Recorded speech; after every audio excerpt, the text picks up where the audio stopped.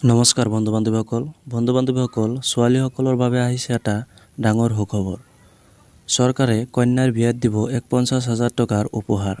কেনেদৰে এই সুবিধা ল'ব পাৰি জানো আহক। দেশৰ সংখ্যালঘু সম্প্ৰদায়ৰ ছোৱালীসকলৰ মাজত উচ্চ শিক্ষাৰ প্ৰচাৰৰ উদ্দেশ্যে PMSSY আৰম্ভ কৰা হৈছে। ছোৱালীৰ বাবে কেইবাটাও আঁচনি আৰম্ভ কৰিছে। এই আঁচনিবোৰৰ উদ্দেশ্য হৈছে ছোৱালীৰ উচ্চ শিক্ষাৰ প্ৰচাৰ কৰা। এই আঁচনিসমূহৰ ভিতৰত আছে প্ৰধানমন্ত্ৰী শাদী শগুন যোজনা।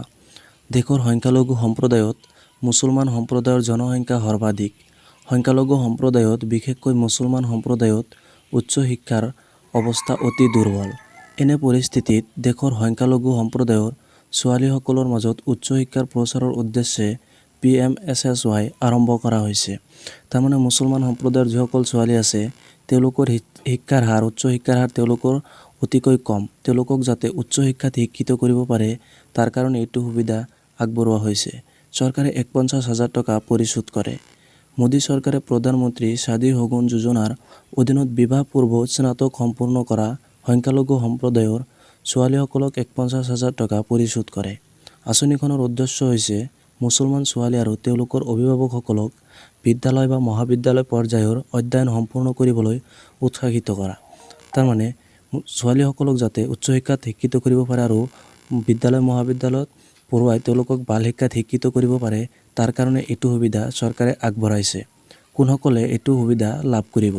চৰকাৰে আৰম্ভ কৰা শাদী শগুন যোজনা কেৱল বিদ্যালয় পৰ্যায়ত বেগম হজৰত মহল ৰাষ্ট্ৰীয় বৃত্তি লাভ কৰা মুছলমান ছোৱালীসকলক লাভান্বিত কৰে।